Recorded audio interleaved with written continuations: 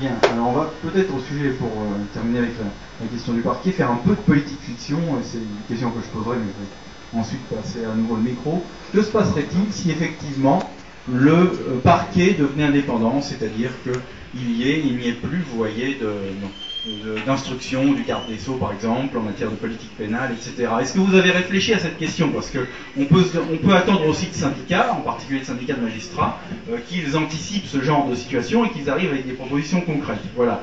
Donc, et peut-être y a-t-il d'autres questions sur d'autres sujets qui permettraient de compléter ma question. Voilà. La récrimination. Ah, enfin, enfin. Il souffre depuis tout à l'heure. Mais non, mais c'est pas enfin, car tout ce que j'ai entendu était parfaitement intéressant, mais là vous posez une question qui m'intéresse particulièrement, puisqu'elle est de prospective. Qu'est-ce qui se passerait s'il n'y avait plus d'instructions qui étaient données au parquet? Eh bien la réponse est très simple, il ne se passerait rien du tout. Car il faut savoir que dans 99% des affaires,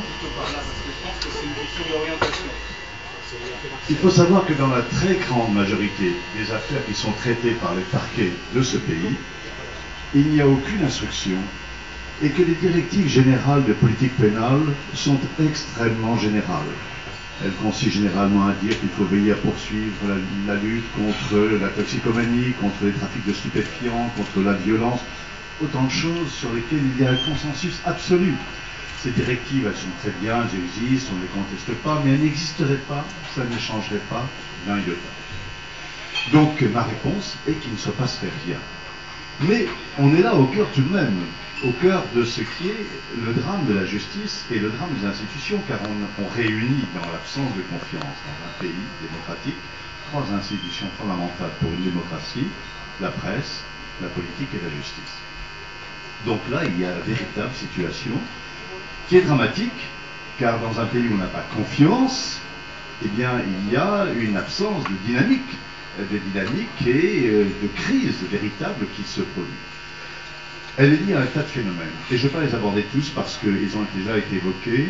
Je veux dire que pour la justice, il y a probablement deux raisons historiques qui ont aggravé la situation. C'est que la justice est allée très loin dans la mise en cause des responsabilités, dans un objectif louable, qui est celle de la protection des victimes. Dans le droit commun, c'est parfait que l'on s'assure qu'il y ait des victimes indemnisées.